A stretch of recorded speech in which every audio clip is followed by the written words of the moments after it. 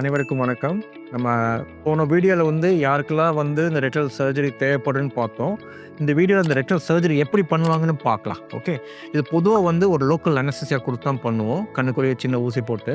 So இப்போ 30 minutes two 45 minutes வரைக்கும் ஆகும். கண்ணுல வலி எதுவும் இருக்காது. இத விட்ரியஸ் அப்ரோச் பண்றதுக்கு இந்த கண்ணுல வெளிய ஒரு சின்ன 3 போர்ட் 23 காஜ், 25 காஜ் சொல்லுவோம். தையல் எதுவும் தேவைப்படாது.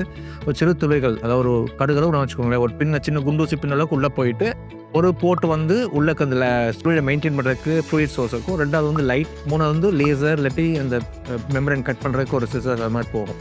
இதெல்லாம் எங்கெல்லாம் ரத்த கசிவு இருக்கோ அதெல்லாம் எடுத்துட்டு தேவைப்பட்ட எண்டோ லேசர் பண்ணிட்டு இந்த விட்ரியஸ் கேவிட்டி டெம்பரரியா either gas or oil fill பண்ணுவோம். ஆயில்ங்கிறது சிலிக்கான் ஆயில், கேஸுங்கிறது SF6 இல்லாட்டி C3F8 பெட்ரோகார்பன் சொல்லுவோம். இது டெம்பரரியாக இருக்கும். தேவைப்படும் போது கேஸும் அதுவே அப்சர்வ் ஆயிடும், ஆயிலும் நம்ம திருப்பி எடுக்க வேண்டியிருக்கும். ஓகே.